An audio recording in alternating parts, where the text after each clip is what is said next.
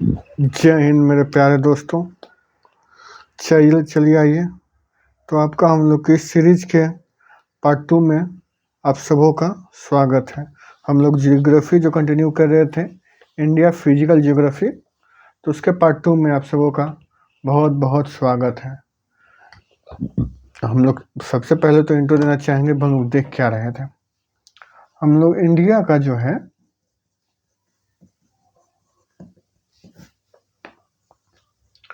Structure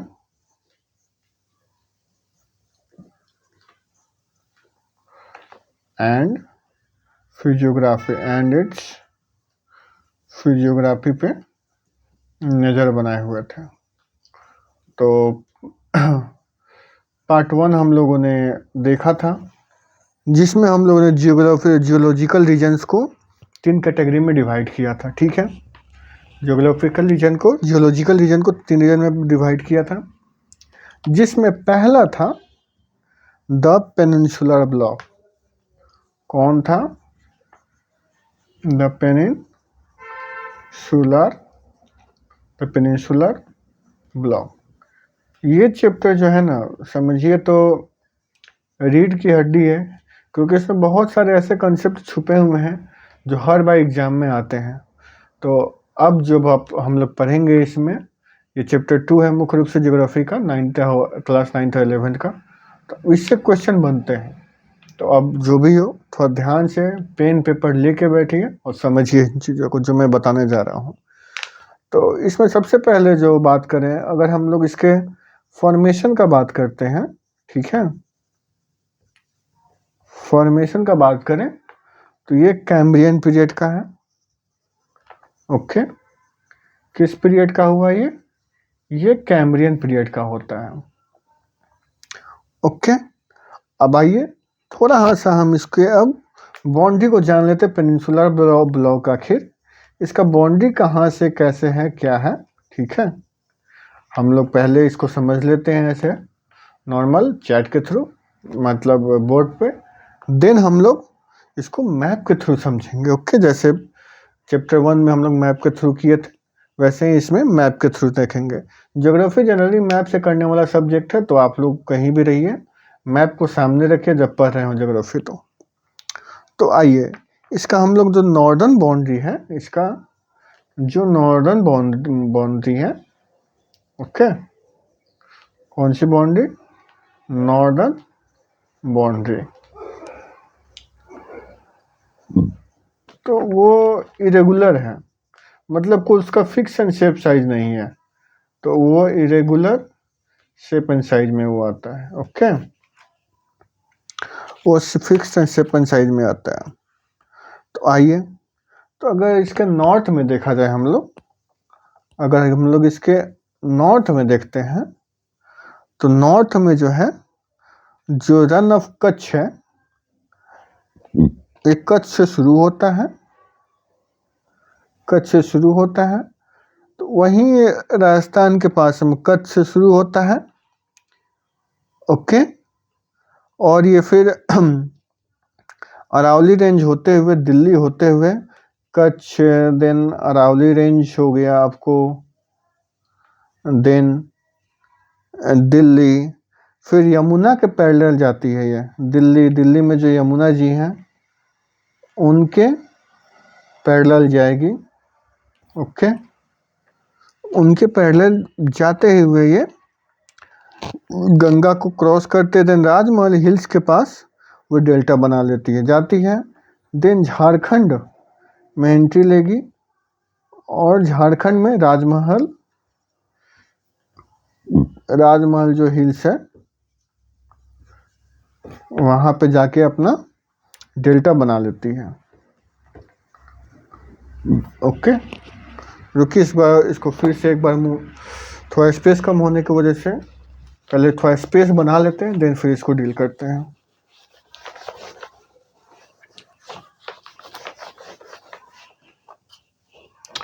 हम लोग किसका देख रहे थे?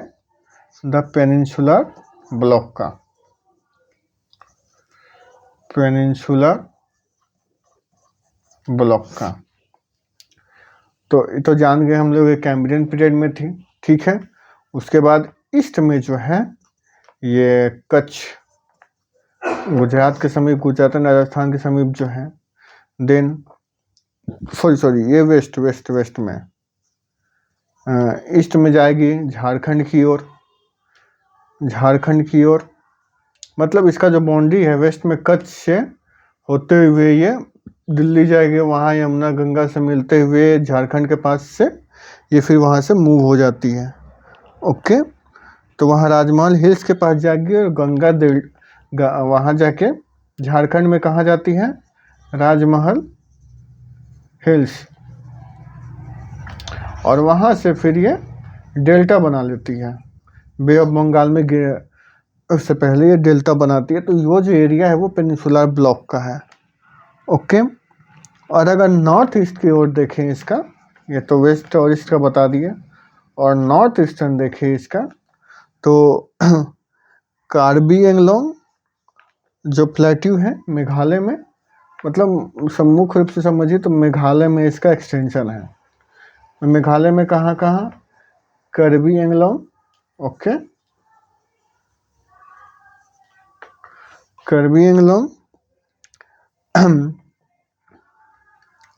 एंड मेघालय प्लेटू, तो वहाँ इसका एक्सटेंशन है मेघालय प्लेटू, तो वहाँ पे इस चीज़ का जो है एक्सटेंशन है। और एक जो है वेस्ट बंगाल में एक मालदा फॉल्ट है, वेस्ट बंगाल में जहाँ पे मालदा फॉल्ट है,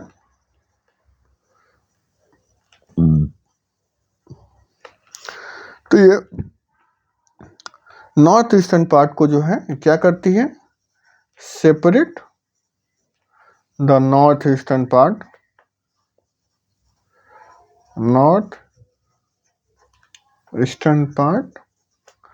फ्रॉम मेनलैंड से जो है उसको सेपरेट करती है। आइए इसको ऐसे नहीं, हम लोग इसको मैप के थ्रू समझते हैं आखिर ये कैसे करता है। आइए मैप, उम्मीद करते हैं आप लोग को अच्छे से दिख रहा होगा, तो हम इसको जूम कर लेते हैं मैप को। ओह सॉरी, अब आप लोग को दिख रहा होगा। ओके, जूम कर लिए। चलिए आइए इसको देखते हैं हम लोग। देखिए हमने क्या कहा था, कच्छ से शुरू होता है पेनिनसुला प्लेट्यू।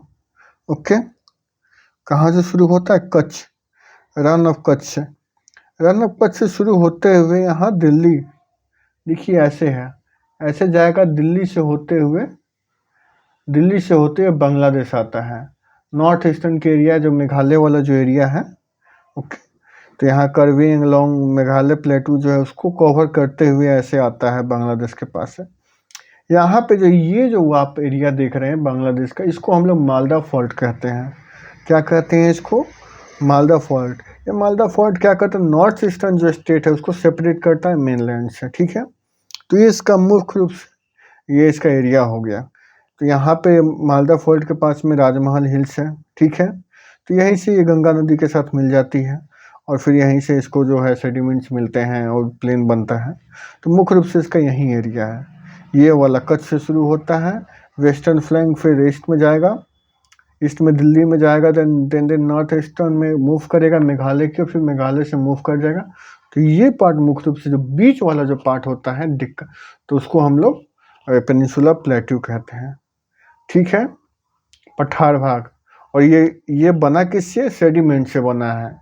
सेडिमेंट मतलब क्या हुआ, मिट्टी, बहुत प्राचीन है, जो कैम्ब्रियन पीरियड से वो जो मिट्टी बन के आई है वो इतना रिजिड हो गई है, इतना ठोस हो गई कि वो एक लैंड का समतल भूमि का रूप ले लिया। बहुत वाइड है ये एरिया में। इस पर कुछ हिल्स भी हैं पेनिनसुला प्लेट्यूज में। ऐसा नहीं है कि पेनिनसुला प्लेट्यू बस यूं ही है, ऐसे ही है। आइए पेनिनसुला प्लेट्यू को हम लोग बुक के थ्रू समझते हैं,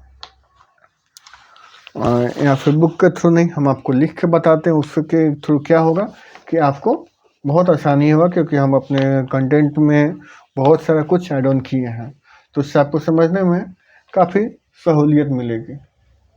ओके, चलिए तो हम लोग जूम इन जो किए हुए तब जूम आउट कर लेते हैं। ओह सॉरी,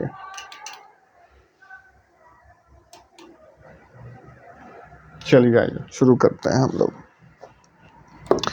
चलिए, तो इसमें जो है अब थोड़ा हम लोग इसमें कौन कौन सा हिल्स है, हिल्स के बारे में स्टडी कर लेते हैं।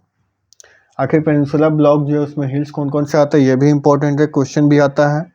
इंडिया में तो क्वेश्चन मैंने देखा है, CDS में भी देखा है। 5-6 हिल्स का नाम दे देते पूछते हैं उसमें कि पेनिनसुला ब्लॉक के इसमें से एग्जाम्पल कौन है, तो इस अकॉर्डिंग पूछता है। तो इस सब के पकड़ के ऊपर पकड़ने के इस सब के ऊपर पकड़ बने, उसके लिए ज़रूरी है आप NCERT को लाइन बाय लाइन रीड करें। देन आप लोग NDA CDS जो भी डिफेंस रिलेटेड एग्जाम्स है उसको आप इजीली क्रैक कर सकते हैं।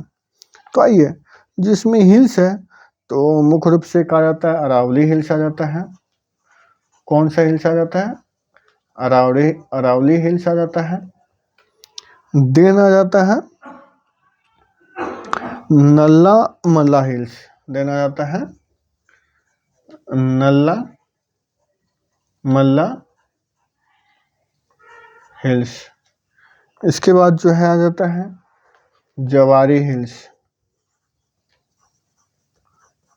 जवारी हिल्स। देन आ जाता है वेली कोंडा हिल्स। फिर है पालकोंडा रेंज है।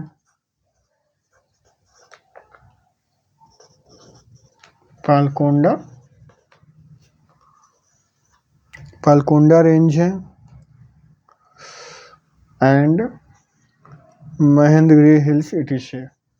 और एक लास्ट हिल्स लिखिए आप लोग, कौन सा? Mahendragiri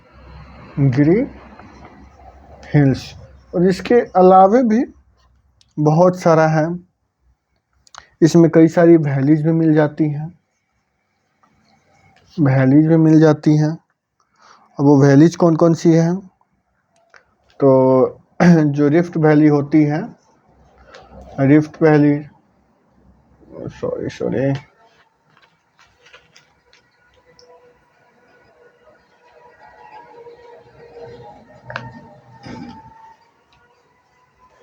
rift valleys of Narmada,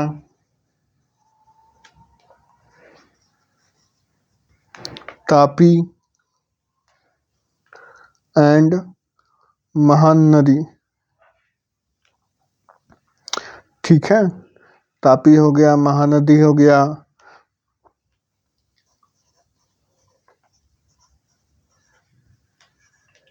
and Satpura blocks. Satpura, इन सब ये सब जो वैलीज है ये मिलती है। तो ये तो मुख्य रूप से ये तो नहीं, बट हिल्स पूछ लेता है हाँ कि पेनिनसुलर ब्लॉक में क्या, जैसे आप पेनिनसुलर को पढ़ रहे हो तो उसमें पता होना चाहिए कि पेनिनसुलर में क्या क्या मिलता है। पेनिनसुलर को बता दिए हम, ये बहुत ही प्राचीन सबसे एंशिएंट लैंडमार्क हमारा यही है अर्थ, ये सॉरी पेनिनसुलर ब्लॉक ही है सबसे एंशिएंट लैंडमार्क। तो इसमें क्या कौन कौन सी हिल्स है, जैसे अरावली हिल्स हो गया, मैंने बताया, नल्ला मलाई बताया, वेलिकोंडा बताया, जवारी हिल्स बताया, पालकोंडा रेंज बताया, महेंद्रगिरी हिल्स बताया। तो ये सब चीज़ है। रिफ्ट वैली है, नर्मदा है। रिफ्ट वैली में कौन कौन सा? नर्मदा, तापी, महेंद्र, महानदी, सतपुरा। तो ये सब जो है तो पेनिनसुला ब्लॉक में लाई करते हैं। ओके, और इसमें जो अब रिवर वैलीज की जो बात आती है, जो रिवर वैलीज होती है, देखिए यहाँ पे जो रिवर्स होती है ना, जो रिवर्स है वो मैच्योर स्टेज में हो जाती है। मतलब 3 स्टेज होते हैं ना, यंग, मैच्योर एंड ओल्ड। तो यह मैच्योर स्टेज में होती हैं। तो ये जो है स्वेलो होंगी, मतलब डीप होंगी। और इसमें जो ग्रेडियंट्स जो होगा, जो ग्रेडियंट्स मतलब कंकड़ पत्थर का जो होगा वो लो होगा। ठीक है, तो ग्रेडियंट जो होगा वो लो होगा। इसमें जो इसमें जो देखा जाए तो मुख्य रूप से जो पेनिनसुला ब्लॉक है हम लोगों का, उसमें ईस्ट फ्लोइंग रिवर्स का ज़्यादा मान्यता है। किस टाइप के रिवर्स का? ईस्ट फ्लोइंग, जो ईस्ट फ्लोइंग रिवर्स होती हैं, ईस्ट फ्लोइंग रिवर्स जैसे कि नर्मदा हो गया, आपको महानदी हो गया, कृष्णा हो गया। ओके, तो ये महानदी कृष्णा, कावेरी, गोदावरी, ये सब इम्पोर्टेंट जो रिवर्स है वो यहाँ इसमें फ्लो करता है। ठीक है, ये थोड़ा सा इंट्रो था, तो आप लोग इसको देखिए। फिर हम लोग अब अगले पार्ट की ओर, दूसरा पार्ट हम लोग का क्या है, द हिमालय।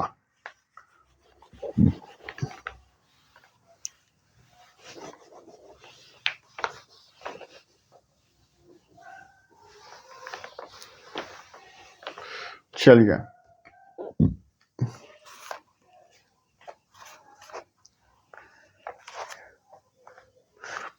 अब हम लोग का सेकेंड पार्ट किया था। पहला तो हम लोग पेनिनसुलर ब्लॉक खत्म कर चुके हैं, और जो दूसरा था वो था the Himalayas and other peninsular mountains.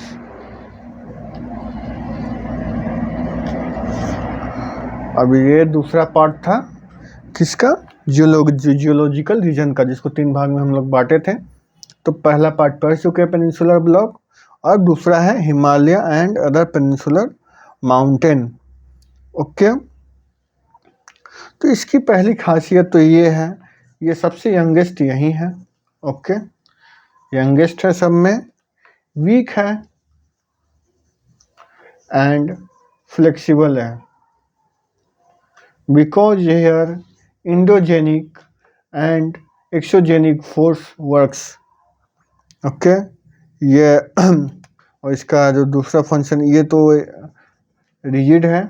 Okay,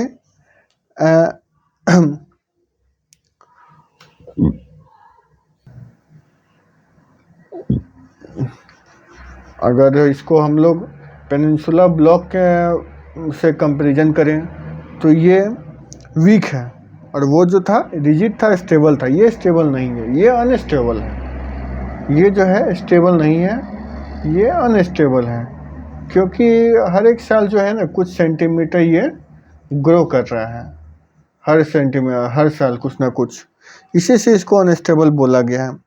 यहाँ पे जो फोर्सेज हैं, हम फोर्सेज के बारे में बताएं। यहाँ एंडोजेनिक एंड एक्सोजेनिक, आपको जैसे पहले बताए थे हम, यहाँ वो दोनों बल, दोनों फोर्स काम करते रहती हैं। ठीक है, जिससे और इन दोनों के वजह से इन दोनों की वजह से जो है डेवलपमेंट होता है। किसका डेवलपमेंट होता है बताएंगे कोई, जिसके इन सब में डेवलपमेंट होता है, थ्रस्ट फॉल्ट होगा एंड फोल्डिंग होगा। ठीक है, मतलब एंडोजेनिक एक्सोजेनिक प्रोसेस होगा, तो वो जो अर्थ जो है ऊपर की ओर आएगा, देन फॉल्ट होगा, हटेगा, देन फोल्ड होगा, आपस में मुड़ जाएगा। तो ऐसे इस प्रोसेस के अकॉर्डिंग ये जो है हिमालय माउंटेन, अभी भी हम लोग का ऐसा कहा जाता है कि अभी भी ग्रो कर ही रहा है। ये हर वर्ष कुछ सेंटीमीटर ये बढ़ता जाता है। और इसमें जो रिवर्स जो हैं, जो नदियां हैं, वो यूथफुल स्टेज में होती हैं, और इस यूथफुल स्टेज में होती हैं, जिसको हम लोग, और यहाँ के रिवर्स को जो है पेनिनसुलर रिवर कहते हैं। कौन सी रिवर कहते हैं, पेनिनसुलर रिवर बोलते हैं। पेनिनसुलर क्यों, क्योंकि यहाँ जो पानियाँ, यहाँ जो नदियाँ हैं हर वर्ष लगातार फ्लो करते रहते हैं, इस वजह से। अब इसमें कुछ लैंडफॉर्म्स भी बनते हैं। ठीक है, अब इसमें कुछ लैंडफॉर्म्स भी बनते, आइए उस लैंडफॉर्म्स को देख ले, तो वो आखिर लैंडफॉर्म्स कौन कौन सा होता है।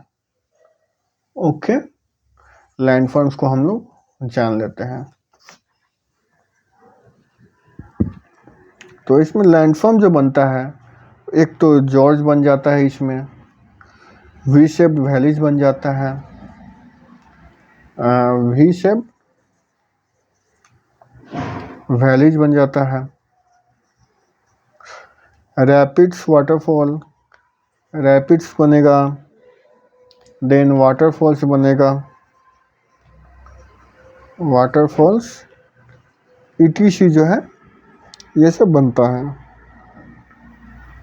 ओके, तो ये मुख्य रूप से हमारा कंसेप्ट था हिमालयन पेनिनसुलर माउंटेन का। हाँ, एक बात और, ये जो लैंड फॉर्म वाला जो क्वेश्चन है आप लोग अभी देखें, वो क्वेश्चन पूछ देता है कि जो हिमालय जो लैंड फॉर्म है उसमें कौन कौन सा शामिल है, जॉर्ज शामिल है कि नहीं, बिशप शामिल है कि नहीं, रैपिड शामिल है कि नहीं, वाटरफॉल शामिल है कि नहीं। तो वहाँ आपको बोलना होगा है, या 5 ऑप्शन दे देगा और पूछ देगा कौन इसमें लैंडफॉर्म शामिल होता है हिमालय में।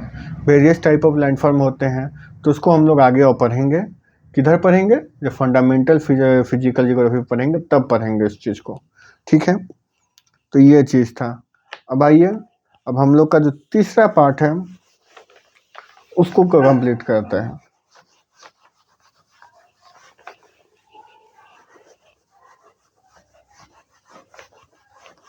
तीसरा पार्ट जो है वो हम लोग इसको कंप्लीट करते हैं। तीसरा पार्ट कौन सा है? इंडो